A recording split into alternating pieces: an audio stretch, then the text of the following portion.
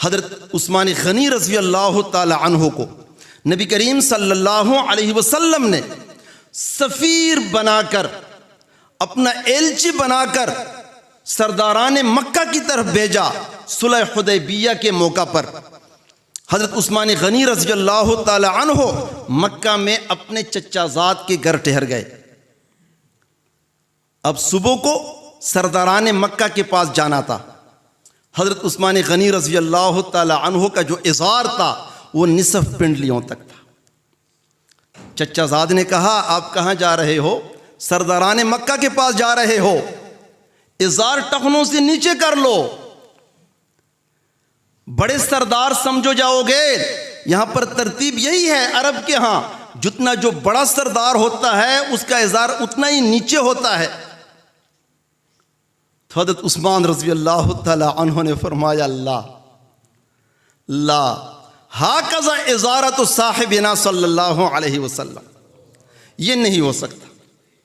इज्जत मिले, जिल्लत मिले, लोग मुझे सरदार समझे न समझे, मुज़ाकिरात में जान पड़े न पड़े, मैंने अपने महबूब को इस तरह इज़ार पहनते हुए देखा है, इज़ार ऐसा ही रहेगा। कितना मजबूत ईमान था। हज़रत हुज़ैफ़ा रज़ी अल्लाह ताला अन्हु फ़ातिह ईरान, किसरा ईरान ने उनको मुज़ाकिरात के लिए बुलाया, तवाज़ु के लिए खाना पेश किया। खाना खा रहे हैं, लुक़मा गिर गया।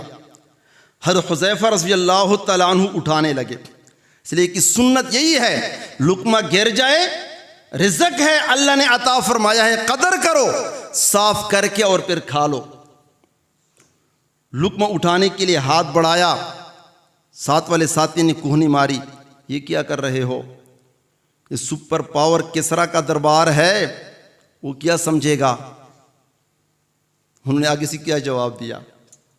फरमाया, अतरुक सुन्नत हबीबी लिहाउलाइल हुमा का। कमाल की बात करते हो, ये बेवकूफ़ लोग हैं, ये अहमक लोग हैं, मैं इन अहमकों की वजह से अपने महबूब की सुन्नत को छोड़ दूं?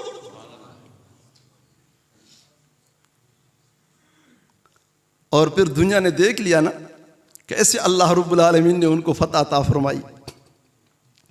इससे पहले जब वो दरबार में जाने लगे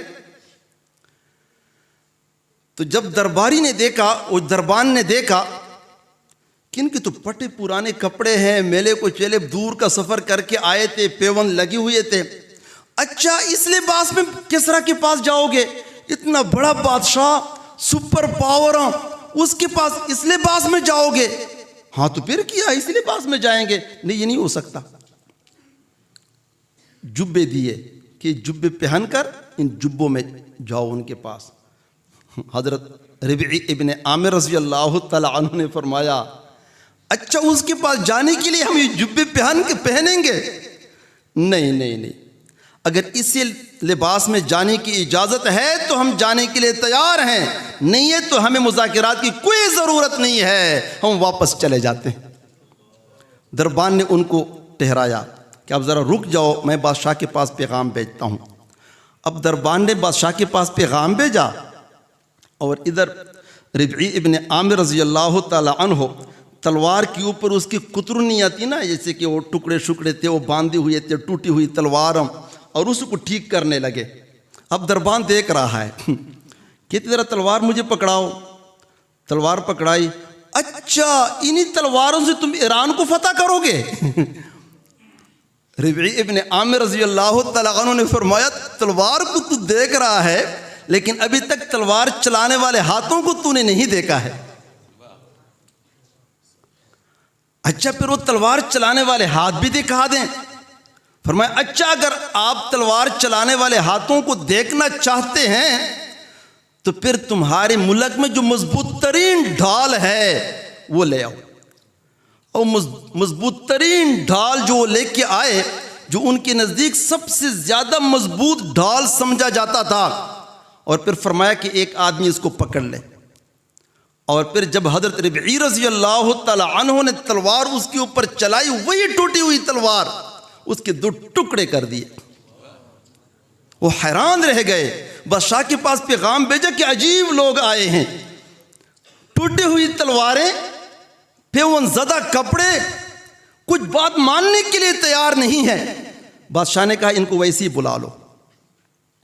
जब वो हाजिर हो गए, बादशाह तख्त पर, कुर्सी पर, और इनको कह दे कि आप इधर खड़े हो जाएं। ये कैसे हो सकता है, हमें तो अपने महबूब ने ऐसा नहीं सिखाया है।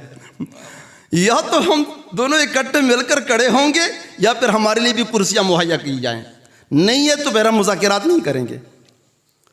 तो किसरा ने कहा ये अजीब लोग हैं, एक टोकरे में मट्टी डालकर बस इनको दे दो, यहां पर से रुखसत कर लो। अब टोकरी में जब मट्टी दे गई तो रबीई रज़ी अल्लाह तआला ने फरमाया हमें मुबारक हो, हमें ईरान की मट्टी मिल गई। और वहां से चल पड़े। अब ये ईरानी लोग बड़े तवहम परस्त लोग होते हैं।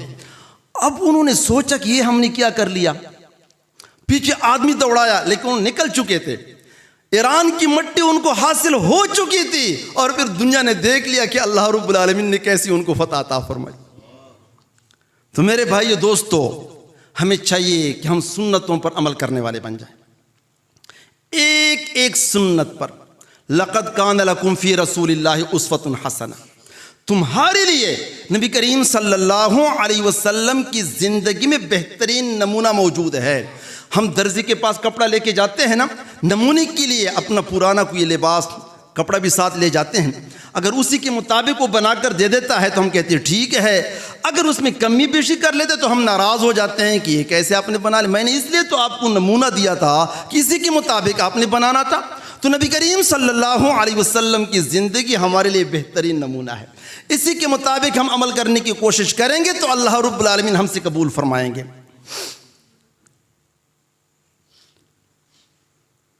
हमें चाहिए हम नबी करीम सल्लल्लाहु अलैहि वसल्लम की एक एक सुन्नत पर अमल करने वाले बन जाएं, मर मिटने वाले बन जाएं।